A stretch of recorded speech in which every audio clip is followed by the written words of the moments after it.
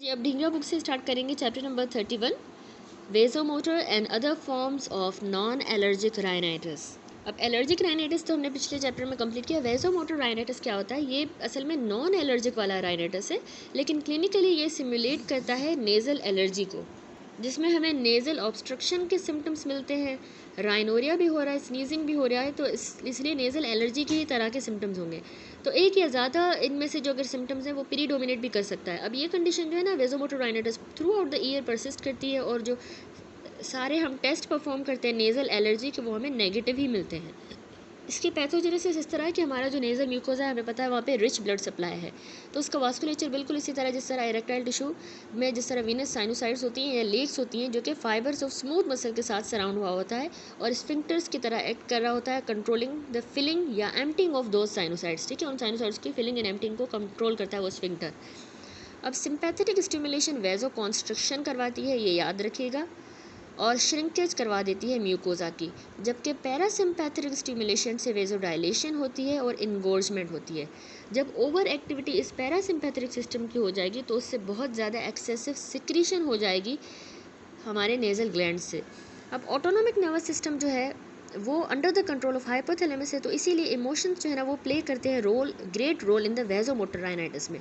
ठीक है, एएनएस की वजह से। अब ऑटोनोमिक सिस्टम अनस्टेबल होता है in the case of vasomotor rhinitis में, ये अनस्टेबल हो जाता है। हमारा नेज़ल म्यूकोजा भी बहुत ज़्यादा हाइपर एक्टिव हो जाता है और सेवरल नॉन स्पेसिफिक स्टिमुलाई को भी वो रिस्पॉन्ड करेगा। फॉर एग्जाम्पल, जैसे अगर टेम्परेचर में चेंज आ गया, ह्यूमिडिटी में, blasts of air, small amount of dust चली गई है, स्मोक चला गया, तो इस तरह के नॉन स्पेसिफिक स्टिमुलाइज को भी वो रिस्पॉन्ड करेगा। ठीक है, वो हाइपर एक्टिव हो जाएगा इस वजह से। अब सिम्टम्स क्या मिलते हैं? पैरोसिज्मल स्नीजिंग होंगी, यानी कि बाउट्स ऑफ स्नीजिंग स्टार्ट होंगी just after getting out of the bed in the morning. ठीक है, सुबह जब हम उठते हैं, जब पेशेंट उठेगा तो उसको स्नीजिंग होगी बहुत ज़्यादा।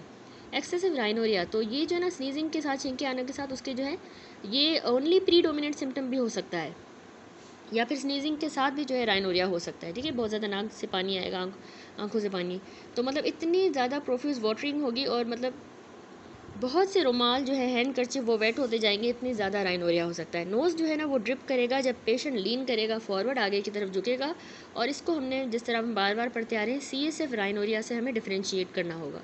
ठीक है, उसका डिफरेंस भी मैं आप लोगों को एक्सप्लेन कर चुकी हूँ।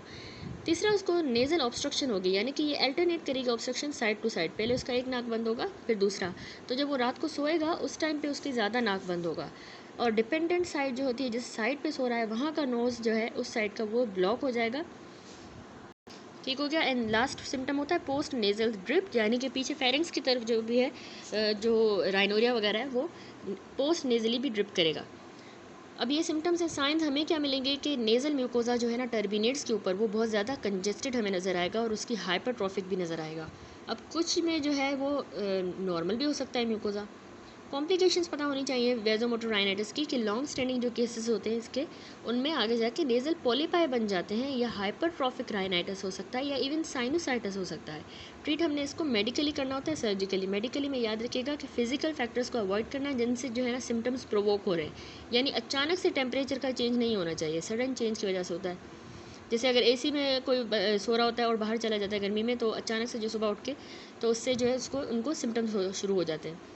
इसके अलावा ह्यूमिडिटी, इसको भी अवॉइड करना है, ब्लास्ट ऑफ एयर ना जाए नोज में या डस्ट वगैरह। मेडिकली दूसरा ट्रीटमेंट है, हमने एंटी हिस्टामिन देने होते हैं, या ओरल नेज़ल डीकंजेशन जो है ओरली, तो ये नेज़ल ऑब्स्ट्रक्शन को जो है सही करेंगे, स्नीजिंग को और राइनोरिया को।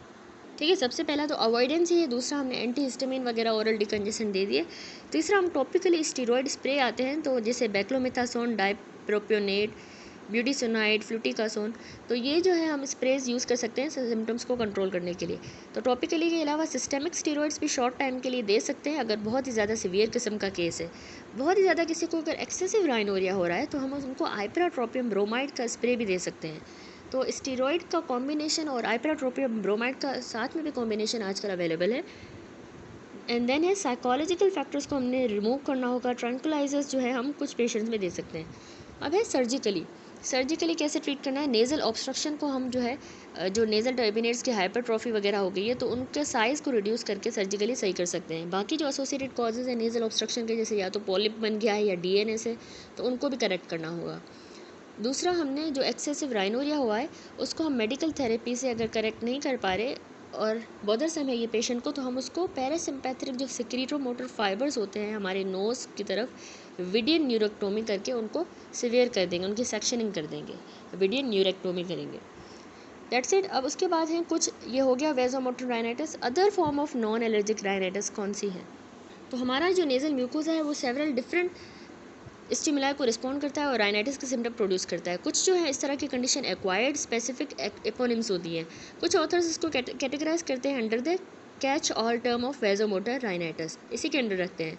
तो सबसे पहला है ड्रग इंड्यूस राइनाइटिस भी होता है, यानी कुछ हमारी एंटी हाइपरटेंसिव ड्रग्स जैसे रेजरपीन, गुआनिथिडीन, मिथाइल डोपा और प्रोपेनोलोल जो है ये आपने याद रखनी है। इनसे सिंपैथेटिक ब्लॉकिंग, ये असल में हमारी सिंपैथेटिक ब्लॉकिंग एजेंट्स होती हैं, तो ये नेज़ल स्टफीनेस भी करवाती हैं।